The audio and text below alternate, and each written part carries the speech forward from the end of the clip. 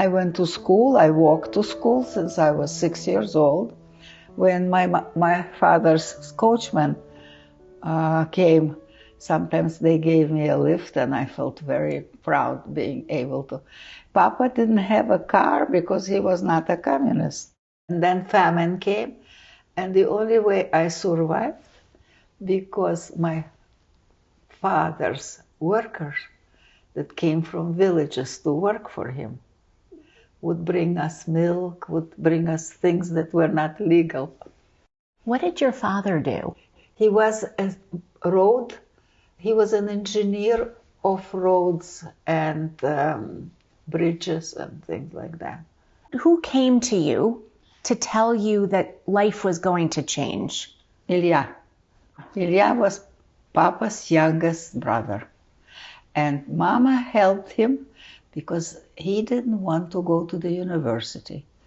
And they were demanding that he go. So Mom gave him some money. She saved some money, and she said to him, go and do what you want to do. He went and he enlisted. And he wanted to become a tank man. He wanted to drive a tank. You know, boys will be boys. So he is the one that saved all his money, brought it to Mama and said, listen, there's going to be a lot of fighting here. You just go. Ilya remembered how your mother helped him, though. So he helped us. How? He gave us all his pay because we could not have done it without his help. While you still were in Stalina? In Stalina. Mom still was working with the paper. Newspaper, Russian newspaper for people. They were not large papers like it used to be, maybe a couple of pages long. And when the Germans arrived, was that man that was Russian, and he was a paperman. So he came to my mother to find out what she was typing, and if she knew how to type, if he would give her the German. She said, yes, I could, because she knew the Latin because of the library. She had books from all over the world.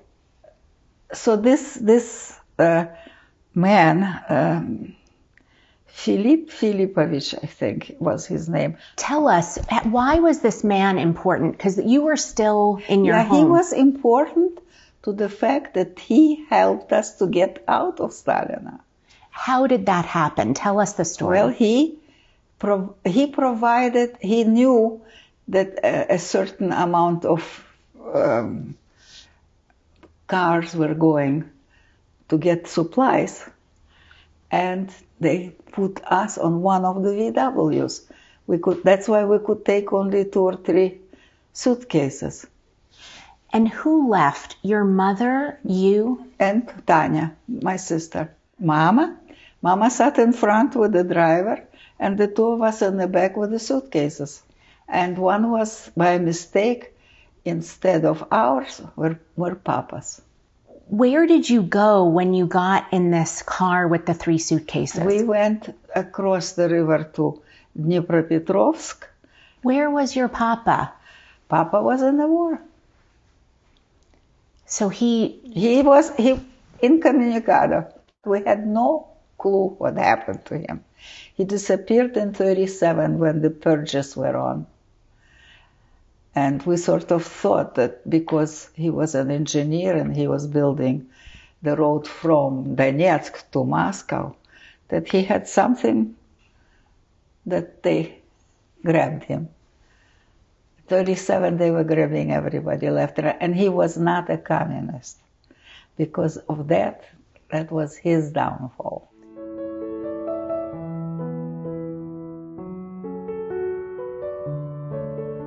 And then we went to Kiev, as we were told. In Kiev, a job was waiting for Mama in a radio station again, typing. And the only place they could give us to stay was in a grand hotel, or I don't remember the name of the hotel, but in the basement. And that's where we arrived. And unfortunately, no children clothing. So when everything was washed We were sort of walking in mama's shirts or papa's shirts, something like that, you know. We took 3 suitcases as we were supposed to, right? One of them was not our children's, it was my father's. And that suitcase saved our life. Because whatever he had in his suitcase, it was a photo apparat to take pictures, was a brand new suit that he never wore, that was tailored, because we had a tailor that came into the house and tailored. Italian gabardine, you know, you had somebody stand in line to get the material. That was a different life. And that suitcase, later on my mother sold it to a German in Kiev. My mother sold for 1,000 marks. 1,000 marks in those days, it was like manna.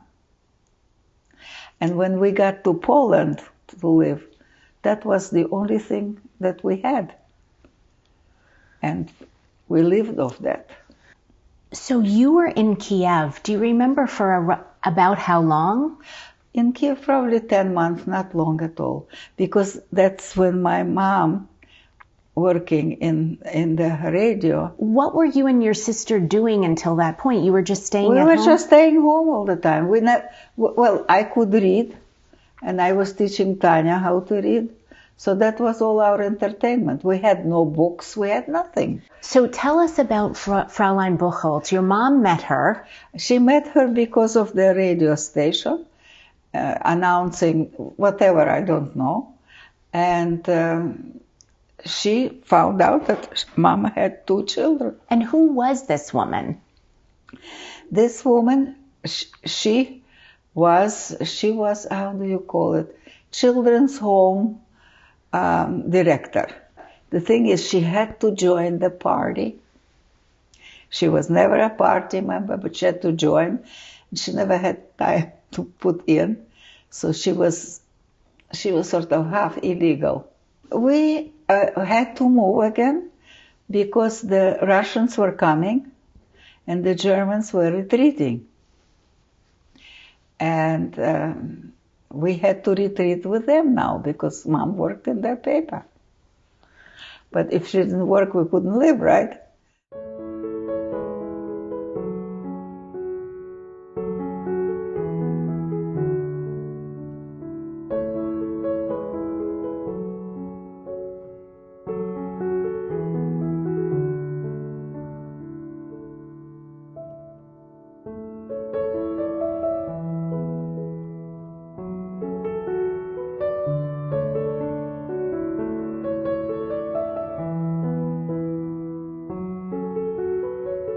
So Fraulein Buchholz took you and Tanya out of Kiev. Out of Kiev. Your mom stayed in Kiev. Yes. We went through Lviv now. It was Lemberg. They had all kinds of people there. They had from all Europe, you know, it was a melting pot. And there we stayed probably 5-6 months. And Fraulein Buchholz was taking care of you and Tanya. She was taking care of these 40 kids like her own, because she never had any children.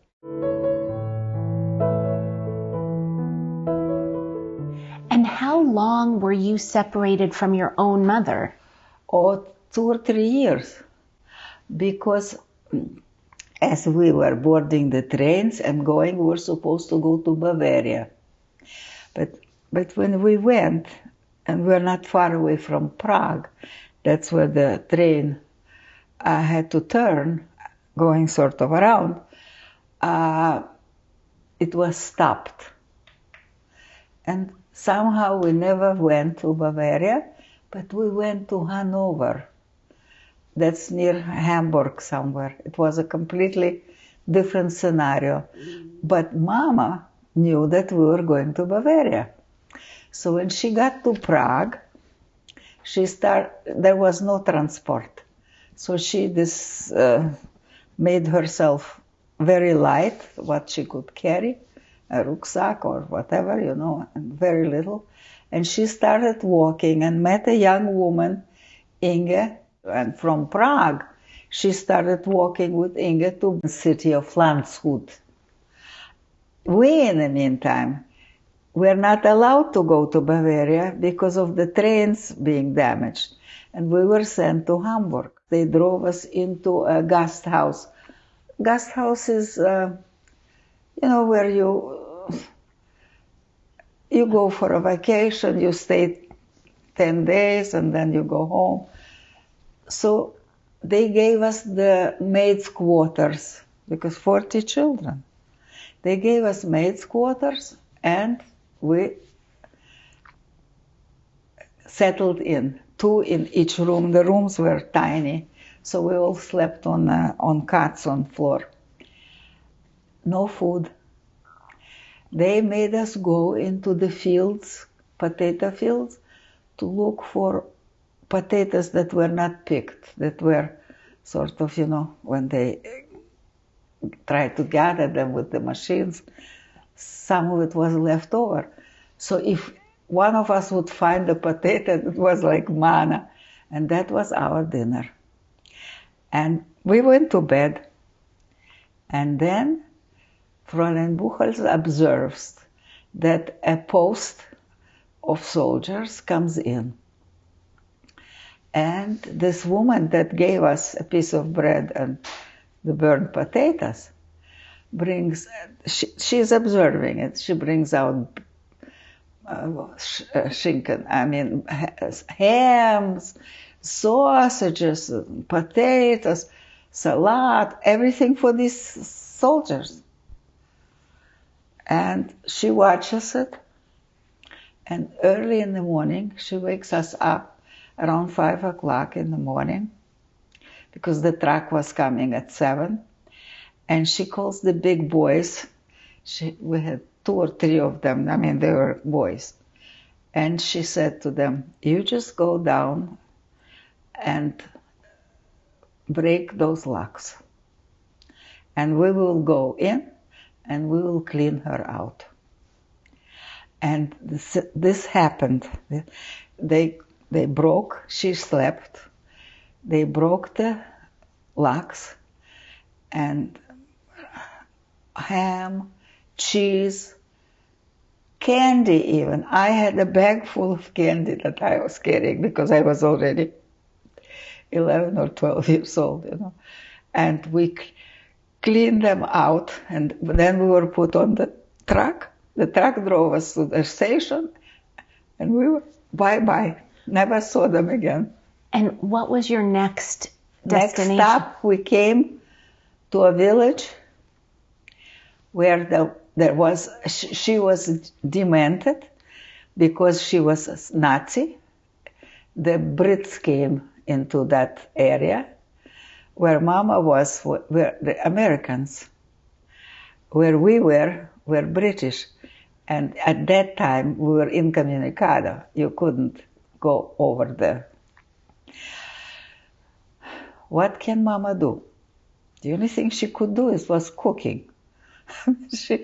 Typing, they wouldn't hire her as a typist because she didn't know the German so well, So somebody told her, why don't, there is an opening for officers club, American officer.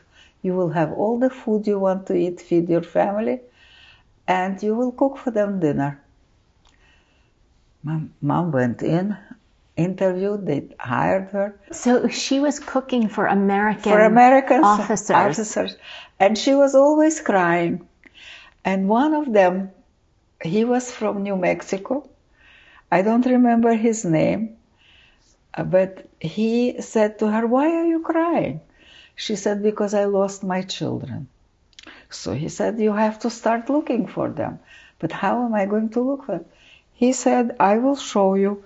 He brought her from Red Cross cards. He said, you fill out the names and whatever, where you come from and all that, and where you live now, and I will mail it. Until one day,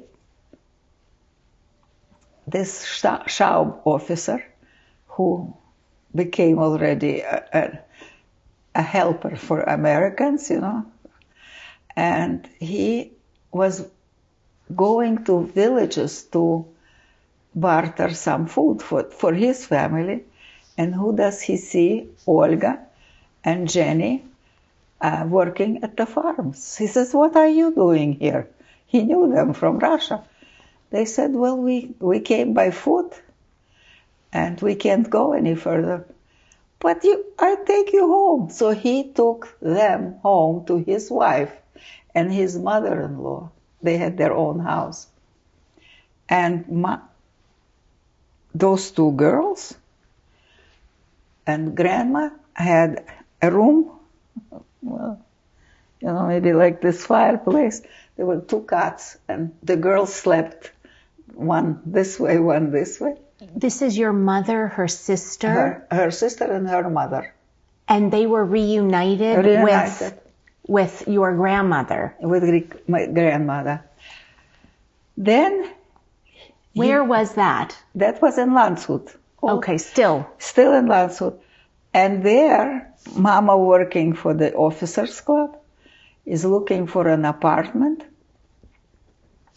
And she comes around the street, and he sees her.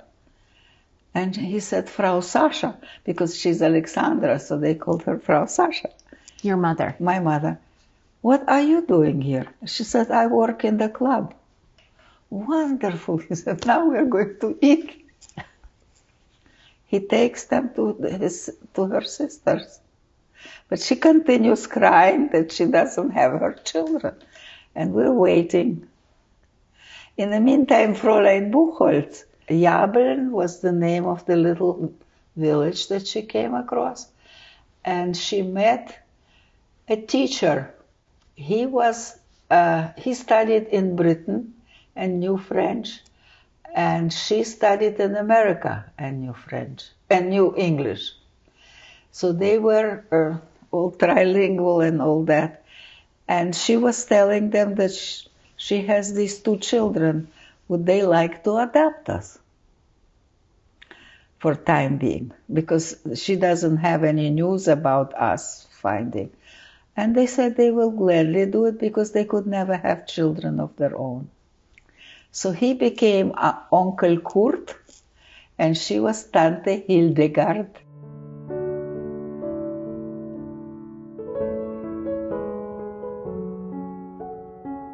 And who were these people? They were teachers. That Fräulein Buchholz found. Yeah, but they were from Hamburg, and Hamburg all the schools were closed, so they taught the children in the villages. We are in Jabeln, near Hamburg. Okay. The village was called Jabeln. So they had a little house that consisted of, I just remember dining room, because in the dining room was a piano grand and also a cot. And on that cot was a straw mattress. And that's where Tanya and I slept this way. And then they found out that I played already a little bit of piano. So they tested me and they got me a teacher. And they were very happy with us, and they put us into school, and they thought that they will gradually adapt us, and they started looking for us, for our mother too, because they had all the information given by Fräulein Buchholz. And about half a year later, in the morning, comes a knock on the door. And an American soldier, or officer, I don't know, and a French driver are standing there. They both speak French and English, these teachers, and they said, "What can we do for you, and what do you want with it?" And they said, "We came from their mother to pick them up and bring them to her." She said, "How am I supposed to know that you are from their mother?" So he brings out a dish full of cookies, and Tanya and I look up, we see the cookies, and we say, Mama's cookies. And we start eating them. They were called kichels. She said, is that all you have? No, he said, and he brings out, my grandma had a, you can't call it a shawl, it was like a little blanket, but she always wore it over when it was cold during the war years when we didn't have any heat in the apartment. And he brings in that. And I said, that's babushka's. That's my grandmother's. So gradually they begin to believe that, this is it. But our clothing was in the wash. It was, the day was, I think, Tuesday, and that's when it was washed, and Wednesday it was changed. So they didn't know this. So we got a bag full of wet, dirty laundry that we brought to Mama. How did your mother find you? Well, Red Cross. The two met together. The thing is that they were not allowed to take us across the border. Oh, he said, we have it all planned. We can take only a little luggage that we put in a trunk. The kids will sit on a back seat of a VW, and we will put all our outer coats on top of them. And if we are stopped, we're going to talk. And that's what they did. If they were, they lied. They said that they went to Hamburg to pick up medications.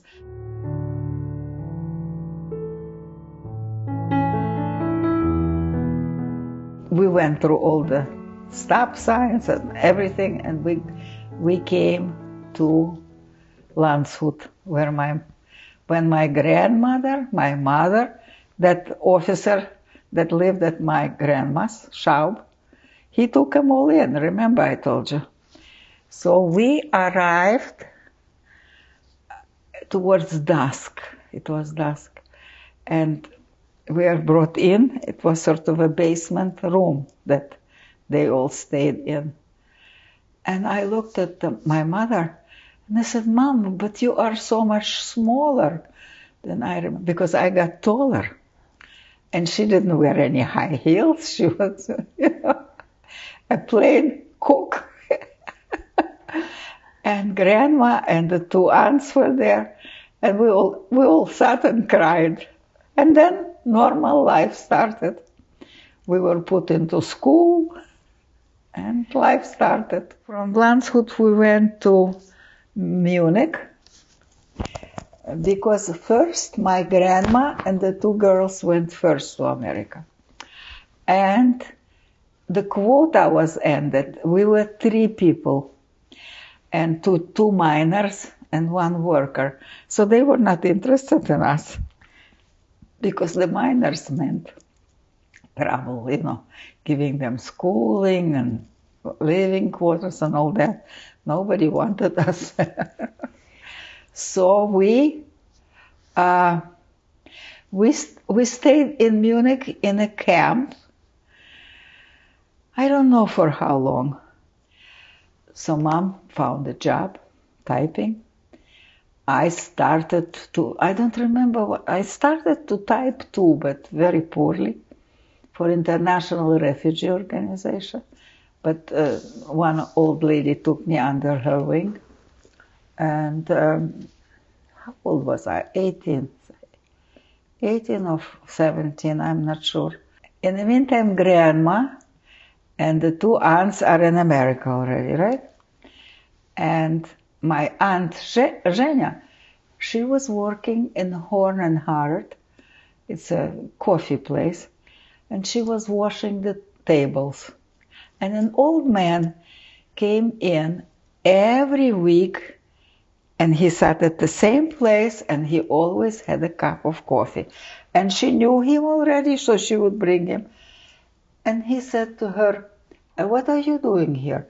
And she said, I don't speak English. I have no other job. This is what where do you come from? She said, from Russia. What town? She said, Odessa. He said, I come from Odessa. And he said, I don't remember how many years old he is. And he says, do you have anybody older than you? She says, yes, my mother. And he said, I would like to meet her. Oh, my mother always is crying. Why is she crying? Because she has a daughter in Munich, and they can't get over here because of quota. So he said, look, we will find a quota. He said, I'm a millionaire. She said, how? Oh, he said, very simple. I dealt in schmati. And he said, I'll help your daughter. She will come over right away. And he had the money.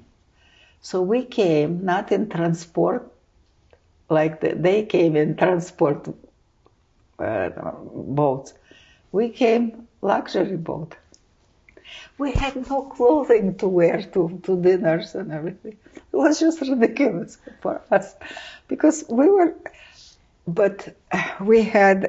didn't have suitcases or anything. We had a box, wooden box, and in that wooden box was everything that we had.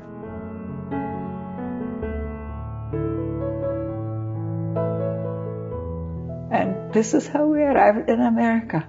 And we found, I think it was in Jamaica, we found an apartment of 2 rooms and a kitchen, and all 6 of us, all 6 women stayed in that room. The next thing that happened, my Aunt Zhenya, in the meantime, was working Marine Midland Bank. On the adding machine? No, she was the bookkeeper. Okay. And she had already, in 1 year, she graduated to a good position. And when we arrived, she said to me, do you want to work in a bank? I never set a foot in a bank, never mind. She says, you know how to add? I said, yes. Are you good at math? And she gave me a few. Okay. She said, okay, I'll get you a job. 3 days later, I am working in Marine Midland. And all I know are few words in English. I mean, maybe 10, 15 words. But the first thing that I looked up, don't touch me. Because all the men here had very free hands. I was 23 then. I worked there for a year and a half. And I met Serge. And our romance didn't last a year because we met at New Year's Eve. And next New Year's Eve, Serge proposed. And in June, we got married. He was at MIT. I had no clue what MIT is. Nothing. I didn't know anything. A friend of his that I was friends with his girlfriend said, I'll get you a date. And he brought Serge, and he came, and we went to the dance, and we danced together, and we had a very nice time. Next time I saw Serge was in summer, when his mother invited us for lunch. And you see, we always used to eat abundant. We never saved any money on food. And here was a different situation. She invited 6 people, 3 of us and 3 more, a couple of friends of Serge's. And she went shopping, as I told you. And then she cooked, and then one potato, couple of slices of tomato, and a tiny cutlet. And we looked at Mom. Mom looked. She says, she just winked at me. We understood that she's not from Ukraine or from abundant country. They were immigrants in Prague. They were very frugal. Next time I saw Serge was in the summertime when we were invited with Tanya to go swimming. And we came, we swam, we brought our sandwiches because we understood what the situation is. Next New Year's Eve, he invites me again. And at that point, he said, let's get married. I said, but keep it a secret. I told him, don't tell anybody. So he didn't tell. And then he said, it's not fair. You told your mother. I couldn't tell my mother. So he tells his mother. And his mother, well, she said, a wedding costs money and all that. And he has no money. He has only loans. We have no money. But Mom saved $700 each payday. She would save $1. A friend of ours said to me, I will give you $100. Go find the dress. I went to Macy's and I found for $100 that dress. And it looked like it was a lovely party. Yes, it was beautiful. The church was the church, but the hall was the restaurant. My grandma was there. The priest was there. They were all sitting. My aunts were there. Their boyfriends, everybody was there. But we could accommodate 40 people only. And after that, we were given an really old Ford for our wedding present from his stepfather.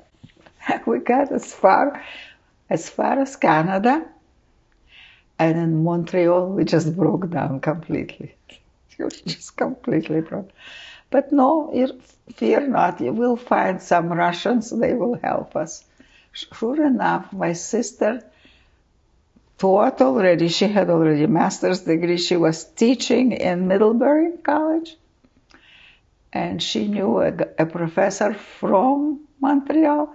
So we were invited to stay with them until the car is fixed, and they loaned us money until we came home. And so your honeymoon was in Montreal. Yes, it was in Montreal, and we walked all the way up to the St. Joseph's where the crutches and everything was. You had to walk, and we did all that. Everything that was free, we went to.